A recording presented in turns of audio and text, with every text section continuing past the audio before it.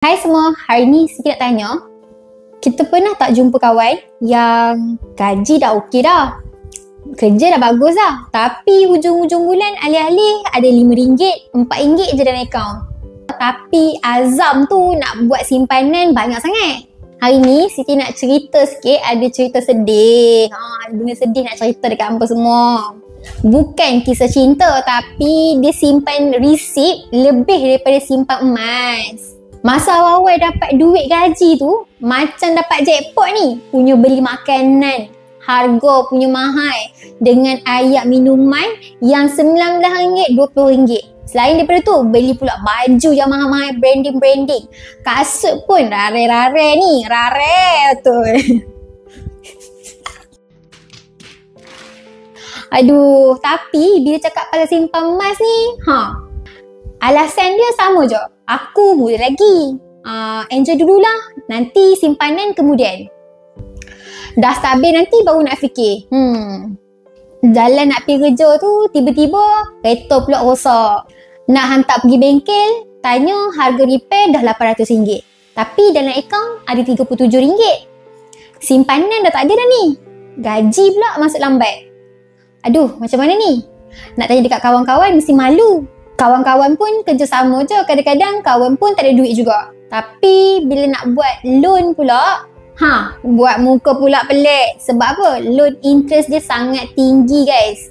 Macam bayar PPTN ni 2 kali lipat pula. Ada seorang kawan dia pula, memang tak mewah, tapi tiap-tiap bulan dia cuba buat simpanan 1 gram emas. Tak banyak pun, tapi dia masih konsisten lah setiap bulan. Kalau ada problem, macam family problem ke, kereta problem ke, sebarang masalah, normally dia akan jual je emas yang dia ada tu, kemudian digunakan sebagai keperluan dia. Terus je settle. Tak pinjam pun dengan kawan-kawan, tak post pun dekat IG story. Maksudnya dia settle dalam diam-diam lah. Bila kita tanya dekat orang tu, satu je jawapan dia. Emas aku tak banyak, tapi cukup lah untuk nak tampung kalau ada keperluan kan. Orang macam ni kita respect guys. Lepas tu, bila sembang-sembang, kawan yang satu lagi tu, yang tak ada duit tu, sedih lah kawan pun. Akhirnya dia pun sedar yang item mewah yang dia beli tu tak boleh pun tolong dia waktu susah-susah. Mesti dalam hati kawan tu terdetik juga ni. Kalaulah aku ikut kawan ni, daripada dulu simpan sikit-sikit, mesti waktu susah tak menyusahkan orang lain.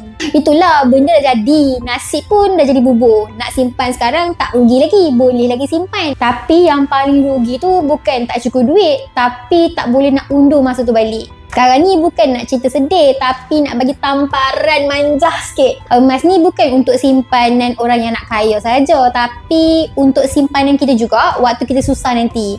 Kalau rasa cerita yang Siti cerita tadi ni kena batang hidung sendiri, harap faham lah, boleh simpan emas lah kot. Okay, Siti adalah host dari Level 60 dan Siti akan buat live di Siti Emas 916. Jangan lupa tau follow akaun Siti. Jangan tunggu nanti jadi macam next episode kisah sedih orang tak simpan emas pula.